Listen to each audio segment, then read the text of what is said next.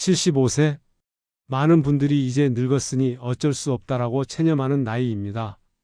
15년 전 제 나이 75세였을 때 저 역시 건강에 급격한 내리막길을 경험했습니다. 평생 의사로 살아왔지만 갑자기 찾아온 극심한 관절통과 기억력 저하는 저를 두렵게 했습니다. 이제 끝인가? 하는 생각이 들 때 제가 발견한 것은 단순하지만 놀라운 진실이었습니다. 75세 이후의 건강 악화는 나이 때문이 아니라 습관의 결과였던 것입니다. 서울대병원 노년내과 정의원 교수의 연구와 제 60년 의학 경험을 바탕으로 저는 5가지 핵심 습관을 완전히 바꿨습니다. 오늘 제가 공개할 5가지 습관 교체법은 약 없이, 휠체어 없이, 병원 덜 가면서도 건강하게 살 수 있는 비결입니다. 93세에도 심지어 파킨슨병 진단을 받고도 혼자 생활하는 김태한 어르신의 사례로 그 효과를 입증해 드리겠습니다. 건강하게 나이 들며 스스로 걷고 말하고 웃을 수 있는 삶? 지금부터 그 비밀을 낱낱이 공개합니다. 이 정보가 도움이 될 것 같다면 지금 바로 구독과 좋아요 부탁드립니다. 종 모양 알림 설정도 해두시면 새 영상이 업로드될 때마다 가장 먼저 시청하실 수 있습니다. 그럼 지금 바로 본격적인 내용으로 들어가겠습니다. 안녕하세요. 90세 현역 의사 김정우입니다. 오늘은 75세 이후 건강이 무너지는 진짜 이유와 그 해결책에 대해 말씀드리겠습니다. 오늘은 제 인생에서 가장 중요한 전환점이었던 75세에 관한 이야기를 나누려 합니다. 많은 분들이 내가 벌써 죽을 나이냐고 말씀하시지만 실제로 75세 전후는 인체에서 중요한 변화가 일어나는 시기입니다. 이 시기에 몸과 뇌가 급격히 무너지기 시작하는 경우가 많습니다. 제 경우도 마찬가지였습니다. 75세가 되던 해 갑자기 무릎 통증이 심해져 계단을 오르내리기 힘들어졌고 환자 이름을 기억하는 것도 어려워졌습니다. 50년 넘게 의학을 연구하고 실천해온 의사로서 이런 변화는 충격적이었습니다.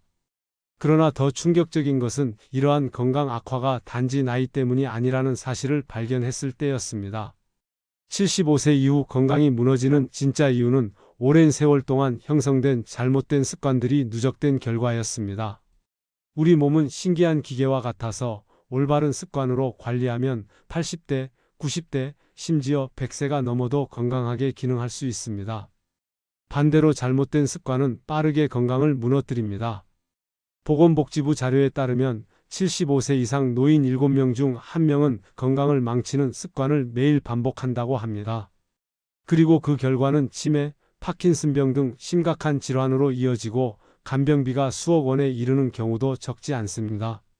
하지만 오늘 제가 여러분께 75세 이후에도 혼자서도 건강하게 생활할 수 있는 인생을 만들어 드리고 싶습니다. 몇 가지 작은 습관만 바꿔도 약 없이, 휠체어 없이, 병원 덜 가면서 건강하게 살 수 있다는 것입니다. 지금부터 75세 이후 건강이 무너지는 5가지 진짜 이유와 그 해결책에 대해 하나씩 설명해 드리겠습니다. 첫 번째 이유는 감각의 퇴화입니다. 많은 분들이 나이가 들면서 감각이 둔해지는 것을 당연하게 받아들입니다. 하지만 감각의 퇴화는 단순히 맛을 잘 못 느끼거나 소리를 잘 못 듣는 문제를 넘어 뇌 기능 전체에 영향을 미치는 심각한 문제입니다. 저 역시 75세가 되었을 때 음식 맛이 예전 같지 않고 새소리나 음악의 섬세한 부분을 잘 듣지 못하게 되었습니다. 처음에는 나이 탓이겠지라고 생각했습니다. 그러나 연구에 따르면 감각 자극의 감소는 뇌의 신경 연결망을 약화시키고 이것이 인지 기능 저하와 치매 위험 증가로 이어진다는 사실을 알게 되었습니다. 가장 놀라운 점은 이러한 감각 퇴화가 불가피한 노화 현상이 아니라는 것입니다. 실제로 서울대병원 노년내과 정의원 교수의 연구에 따르면 다양한 감각 자극을 꾸준히 받는 노인들은 그렇지 않은 노인들보다 인지 기능이 최대 35% 더 높게 유지되었습니다. 그렇다면 해결책은 무엇일까요? 바로 적극적인 감각 자극 주기입니다. 제가 실천하고 있는 방법들을 소개해 드리겠습니다. 첫째, 향기 일기를 작성해 보세요. 매일 다른 향기를 의식적으로 맡고 그 느낌을 기록하는 것입니다. 저는 매일 아침 다른 종류의 차나 허브, 과일 향을 맡으며 하루를 시작합니다. 이것이 후각신경을 자극하고 뇌의 변연계를 활성화시킵니다. 둘째, 새로운 장소를 방문하세요. 익숙한 환경에만 머물면 뇌가 새로운 자극을 받지 못합니다. 저는 매주 한 번씩 한 번도 가보지 않은 공원이나 카페, 박물관을 방문합니다. 이는 시각, 청각, 후각 등 여러 감각을 동시에 자극합니다. 셋째, 다양한 음악을 들어보세요. 저는 매일 30분씩 평소 잘 듣지 않던 장르의 음악을 듣습니다. 클래식에서 재즈, 심지어 최신 K-팝까지. 이것이 청각신경을 다양하게 자극하고 뇌의 다른 영역까지 활성화시킵니다. 이런 방법들이 단순해 보일 수 있지만 그 효과는 놀랍습니다. 제 환자 중 78세 김영수 씨는 초기 치매 진단을 받은 후 6개월간 이러한 감각 자극 활동을 꾸준히 실천했습니다. 그 결과 인지기능 검사에서 점수가 15% 향상되었고 일상생활에서도 기억력이 크게 개선되었습니다. 93세 김태한 어르신의 사례도 인상적입니다. 파킨슨병 진단을 받았음에도 매일 향기 일기를 작성하고 다양한 촉감의 물건을 만지는 활동을 지속했습니다. 그 결과 병의 진행 속도가 크게 늦춰졌고 여전히 혼자 생활이 가능할 정도의 인지 기능을 유지하고 있습니다. 두 번째 이유는 목표 상실입니다. 많은 노인분들이 은퇴 후 이제 할 일이 없다라는 생각에 하루하루를 무의미하게 보내십니다. 그러나 이러한 목표 없는 생활이 뇌 기능 저하의 주요 원인이 된다는 사실 알고 계셨나요? 하버드 대학의 장기 연구에 따르면 명확한 목표를 가진 노인들은 그렇지 않은 노인들보다 알츠하이머병 발병 위험이 최대 30% 낮았습니다. 제 경우 75세가 되었을 때 많은 동료 의사들이 은퇴를 권했습니다. 잠시 은퇴를 고려하기도 했지만 그때 제가 목표를 이루면 건강도 이룰 수 있다는 사실을 깨달았습니다. 그래서 저는 목표를 재설정했습니다. 큰 목표는 100세까지 현역 의사로 활동하기였지만 더 중요한 것은 작은 일상적 목표들이었습니다. 매주 달성할 수 있는 작은 목표들이 뇌를 자극하고 활력을 유지하는 데 결정적인 역할을 했습니다. 해결책은 바로 작은 목표 세우기입니다. 제가 실천하고 있는 방법들을 소개해 드리겠습니다. 첫째, 매일 아침 오늘의 미션을 정하세요. 아무리 사소해도 좋습니다. 저는 매일 아침 일어나면 그날의 작은 미션을 정합니다. 새로운 의학 논문 한 편 읽기, 동네 한 바퀴 걸으며 봄꽃 5종류 찾기, 오랜 친구에게 전화하기 같은 것들입니다. 둘째, 뭔가 새로운 것을 배워보세요. 저는 85세의 스마트폰 사용법을, 88세에는 영어 팟캐스트 청취를 새롭게 시작했습니다. 새로운 기술이나 지식을 습득하는 과정은 뇌에 강력한 자극이 됩니다. 셋째, 다른 사람을 위한 목표를 가지세요. 저는 매주 한 번 지역 노인정에서 건강 상담을 무료로 제공합니다. 다른 사람을 돕는 일은 삶의 의미를 부여하고 목적의식을 강화합니다. 이러한 작은 목표들이 모여 큰 변화를 만듭니다. 제 환자 81세 박순자 씨는 우울증으로 거의 집에서 나오지 않았습니다. 저는 그녀에게 매일 하나씩 작은 목표를 세우도록 권했습니다. 처음에는 오늘은 창문을 5분 동안 열고 바깥 풍경 관찰하기 같은 아주 작은 것부터 시작했죠. 3개월 후 그녀는 매주 동네 도서관에 가서 어린이들에게 책을 읽어주는 봉사활동을 시작했습니다. 6개월이 지나자 우울증 약물 복용량이 절반으로 줄었고 1년 후에는 완전히 끊을 수 있었습니다. 93세 김태한 어르신도 매일 작은 목표를 세웁니다. 노래 한 곡 외우기, 손자에게 편지 쓰기, 새로운 요리법 시도하기 등 이러한 목표 지향적 활동이 파킨슨병에도 불구하고 그의 인지 기능과 독립성을 유지하는 데 큰 도움이 되었습니다. 세 번째 이유는 단백질 부족입니다. 나이가 들수록 체내 단백질 합성 능력이 떨어지는데 대부분의 노인들은 오히려 단백질 섭취를 줄입니다. 이것이 근감소증과 면역력 저하의 주요 원인입니다. 미국 노년학회의 연구에 따르면 75세 이상 노인의 약 40%가 필요한 단백질 양의 절반도 섭취하지 못하는 것으로 나타났습니다. 그리고 이러한 단백질 부족은 근육 손실, 골절 위험 증가, 면역 기능 저하와 직접적인 관련이 있습니다. 제 경우 75세가 되었을 때 근력이 급격히 떨어지기 시작했습니다. 전에는 쉽게 들 수 있었던 의료 장비도 힘들어졌고 계단을 오르면 다리가 떨리곤 했습니다. 검사 결과 저는 심각한 단백질 부족 상태였습니다. 대부분의 노인들은 식욕이 감소하고 치아 문제나 소화 능력 저하로 인해 고기 같은 단백질 식품 섭취를 줄이게 됩니다. 또한 잘못된 다이어트 정보로 단백질을 의도적으로 제한하는 경우도 있습니다. 해결책은 단백질 섭취 늘리기입니다. 제가 실천하고 있는 방법들을 소개해 드리겠습니다. 첫째, 매 끼니마다 손바닥 크기의 단백질을 섭취하세요. 저는 아침에 삶은 계란 2개, 점심에 생선이나 두부, 저녁에 닭가슴살이나 콩류를 반드시 포함시킵니다. 둘째, 식사 준비가 어려울 때는 단백질 스무디를 활용하세요. 저는 바쁜 아침에 우유나 두유에 그릭 요거트와 견과류를 갈아 마십니다. 이것만으로도 아침 단백질 필요량의 상당 부분을 충족할 수 있습니다. 셋째, 간식으로 단백질이 풍부한 식품을 선택하세요. 저는 항상 가방에 삶은 계란, 견과류, 그릭 요거트 같은 단백질 간식을 가지고 다닙니다. 이러한 단백질 관리가 제 건강을 극적으로 개선했습니다. 3개월 만에 근력이 회복되기 시작했고 6개월 후에는 예전처럼 계단을 쉽게 오를 수 있게 되었습니다. 제 환자 83세 이종석 씨는 폐렴으로 3번이나 입원했습니다. 원인을 찾아보니 심각한 단백질 영양실조 상태였습니다. 저는 그에게 일일 단백질 목표량을 정해주고 쉽게 섭취할 수 있는 방법들을 알려드렸습니다. 그 결과 6개월 동안 폐렴 재발이 없었고 근력도 크게 향상되어 이전에는 혼자 할 수 없었던 장보기나 산책 같은 활동을 다시 시작할 수 있었습니다. 93세 김태한 어르신도 매 끼니마다 단백질을 챙겨 드십니다.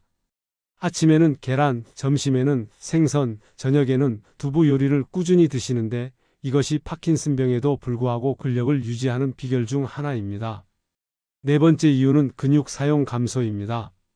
많은 노인분들이 이제 나이 들었으니 운동은 위험하다라고 생각하며 활동을 줄입니다.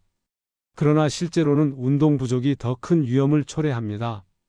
미국 스탠포드 대학의 연구에 따르면 근육 사용의 감소는 신진대사를 저하시키고 인슐린 저항성을 높이며 골밀도를 감소시킵니다. 또한 뇌로 가는 혈류량도 줄어들어 인지 기능에도 부정적 영향을 미칩니다. 제 경우 75세의 무릎 통증으로 운동을 줄였더니 불과 6개월 만에 근력이 30%나 감소했습니다. 계단을 오르기도 힘들어졌고 체력이 급격히 떨어졌습니다. 이대로는 안 되겠다 싶어 근육 강화에 대해 연구하기 시작했습니다.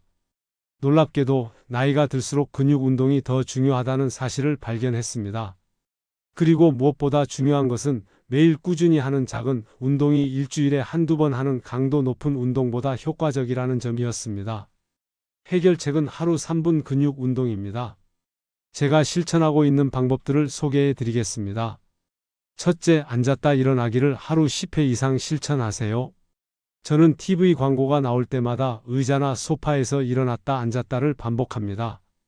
이 간단한 동작이 하체 근력 유지에 결정적인 역할을 합니다.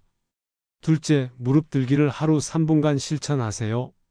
저는 아침 양치질하는 3분 동안 제자리에서 무릎을 번갈아 들어 올리는 운동을 합니다. 이는 코어 근육과 하체 근력을 유지하는 데 도움이 됩니다. 셋째, 벽에 기대어 팔 굽혀 펴기를 하루 5에서 10회 실천하세요. 저는 매일 아침 전신 거울 앞에서 옷을 입기 전에 이 운동을 합니다. 상체 근력 유지에 아주 효과적입니다. 넷째, 브리지 운동을 취침 전 1분간 실천하세요. 바닥에 누워 무릎을 세우고 엉덩이를 들어 올리는 이 간단한 동작이 코어와 허리 근육을 강화하고 척추 건강에 큰 도움이 됩니다. 이러한 작은 운동들이 모여 놀라운 변화를 만듭니다. 제가 이 운동들을 시작한 지 3개월 만에 무릎 통증이 크게 줄었고 6개월 후에는 계단을 오르내리는 것이 전혀 문제가 없게 되었습니다. 제 환자 77세 김영희 씨는 넘어짐 공포로 거의 움직이지 않았습니다. 저는 그녀에게 이 하루 3분 근육 운동을 알려드렸고 처음에는 반신반의하며 시작했습니다. 놀랍게도 2개월 만에 균형감이 눈에 띄게 향상되었고 4개월 후에는 지팡이 없이도 안정적으로 걸을 수 있게 되었습니다. 1년이 지난 지금 그녀는 주 3회 노인복지관의 댄스 교실에 참여할 정도로 건강을 회복했습니다. 93세 김태한 어르신도 하루도 빠짐없이 이런 간단한 근육 운동을 실천하십니다. 특히 아침에 일어나자마자 침대에서 하는 간단한 스트레칭과 브리지 운동이 하루를 활기차게 시작하는 비결이라고 합니다. 다섯 번째 이유는 사회적 고립입니다. 나이가 들면서 배우자 사별, 친구들의 사망, 이동의 어려움 등으로 사회적 관계가 급격히 줄어듭니다. 이것이 단순한 외로움을 넘어 건강에 직접적인 영향을 미친다는 사실 알고 계셨나요? 브리검 영 대학의 연구에 따르면 사회적으로 고립된 노인은 그렇지 않은 노인보다 심장병 발병 위험이 29% 높고 치매 발병 위험은 무려 64%나 높은 것으로 나타났습니다. 심지어 사회적 고립으로 인한 건강 위험은 흡연이나 비만보다 더 큰 것으로 밝혀졌습니다. 제 경우 75세에 40년 넘게 함께 일했던 병원 동료들과 갑자기 거리가 생기면서 외로움을 느끼기 시작했습니다. 점점 집에만 머무르게 되었고 이것이 우울감과 활력 저하로 이어졌습니다. 그러다 우연히 하버드 의대의 80년에 걸친 장수 연구를 접하게 되었습니다. 이 연구의 핵심 결론은 건강한 인간관계가 장수의 가장 중요한 요소라는 것이었습니다. 이 연구 결과는 제게 충격이었고 사회적 관계를 재건하는 계기가 되었습니다. 해결책은 다양한 세대와 교류하기입니다. 제가 실천하고 있는 방법들을 소개해 드리겠습니다. 첫째, 봉사활동에 참여하세요. 저는 매주 한 번 지역 초등학교에서 건강교육 자원봉사를 합니다.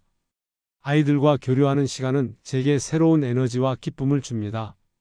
둘째, 손주나 이웃 아이들과 함께하는 시간을 만드세요. 저는 일주일에 한 번 손주들과 쿠킹 데이를 갖습니다. 함께 요리하며 웃고 대화하는 시간이 제 인생의 활력소입니다. 셋째, 디지털 기술을 배우고 활용하세요.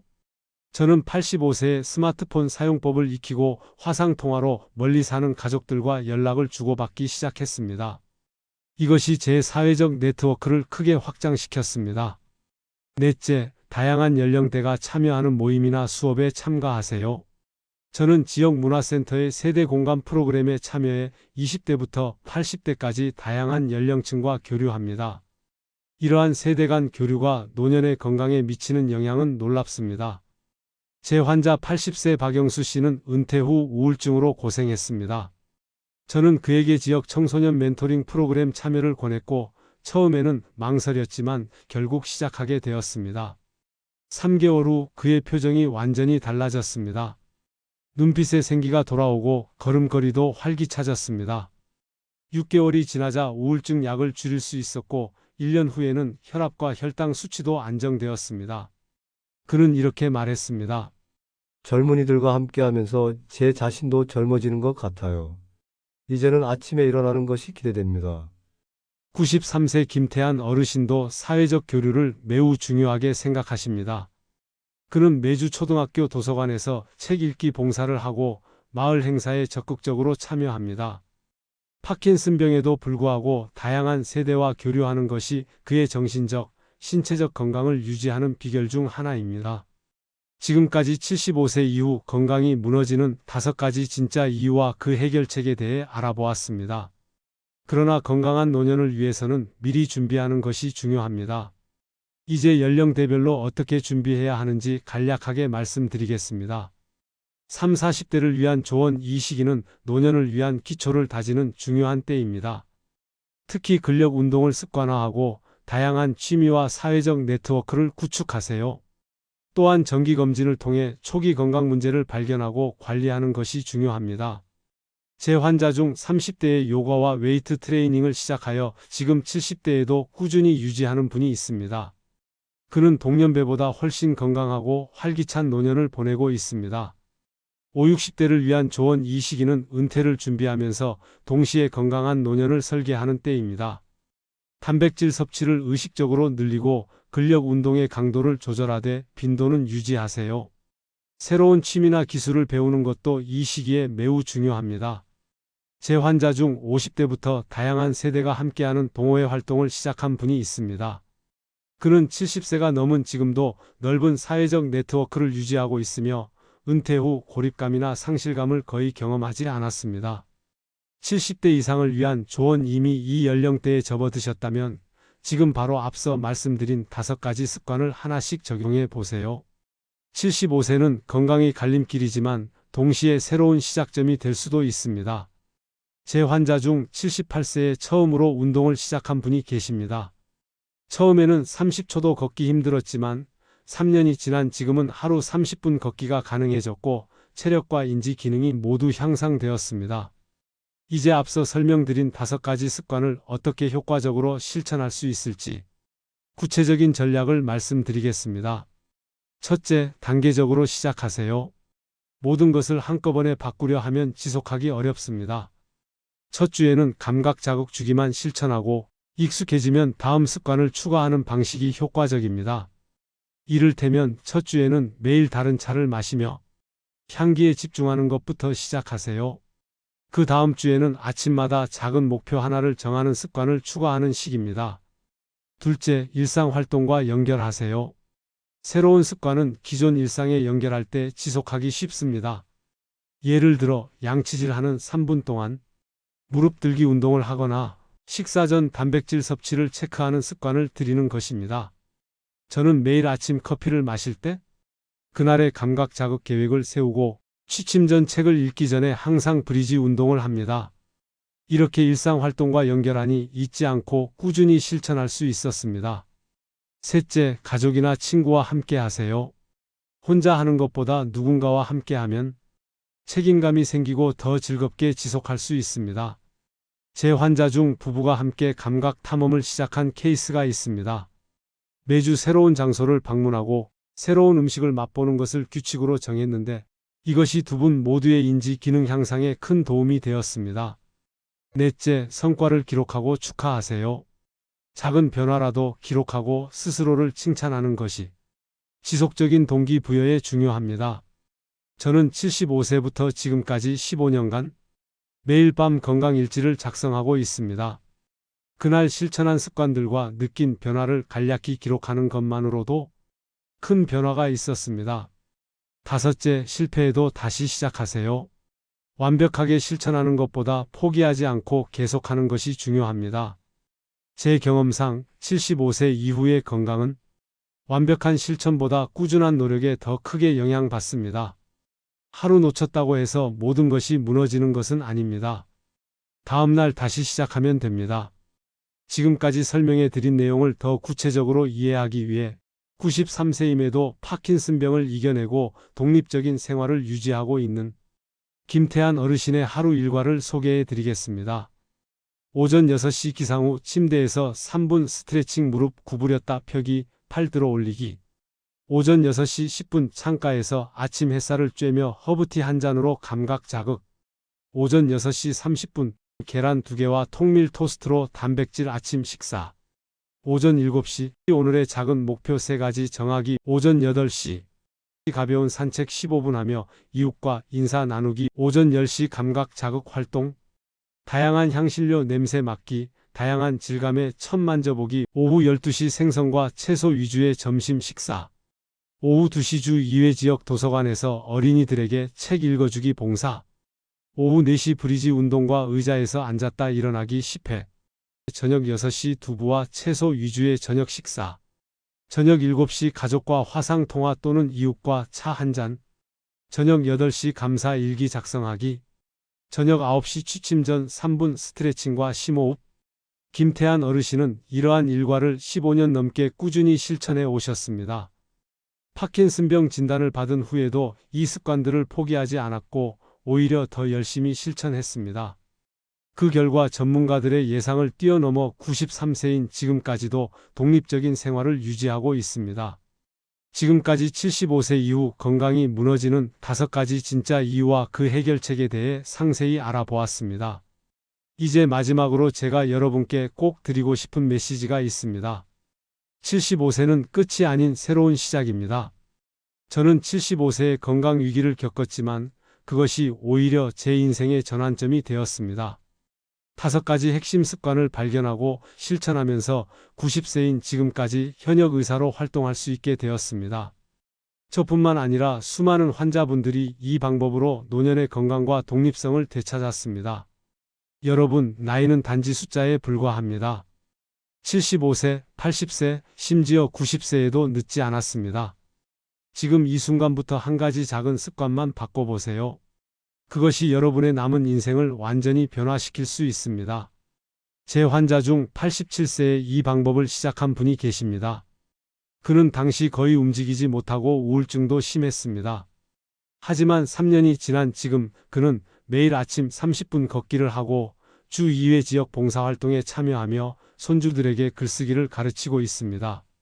지금 그의 나이가 90세임에도 불구하고 그는 인생에서 가장 행복하고 활기찬 시간을 보내고 있다고 말합니다.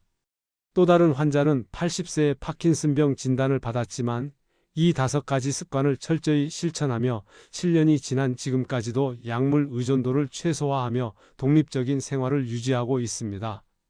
이처럼 나이나 질병 상태와 관계없이 이 5가지 습관은 누구에게나 변화를 가져올 수 있습니다. 이 습관들은 단순하지만 그 효과는 과학적으로 입증되었습니다. 그리고 가장 중요한 것은 지금 바로 시작할 수 있다는 점입니다. 서울대병원 노년내과 정의원 교수도 강조하듯 지금 시작해도 늦지 않습니다. 여러분의 건강한 노년은 오늘 이 순간부터의 선택에 달려 있습니다. 사랑하는 시청자 여러분, 오늘 제가 말씀드린 내용이 여러분의 삶에 작은 변화라도 가져올 수 있기를 진심으로 바랍니다. 저는 60년 의사 생활을 통해 수많은 환자를 만났고 그들의 노화 과정을 지켜봤습니다. 그 경험을 통해 한 가지 확실히 알게 된 사실은 건강한 노년은 운명이 아니라 선택의 결과라는 것입니다. 오늘 소개해드린 5가지 습관은 단순하지만 강력합니다. 이것이 여러분의 남은 10년, 20년 혹은 그 이상의 삶을 완전히 바꿀 수 있습니다. 시청자 여러분, 오늘도 노후지혜담을 시청해 주셔서 감사합니다. 오늘 영상이 도움이 되셨다면 무료 구독과 좋아요 버튼을 눌러주세요. 여러분의 노후의 인생이 크게 달라질 수 있습니다.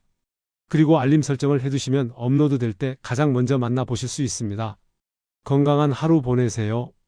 노후지혜담이었습니다.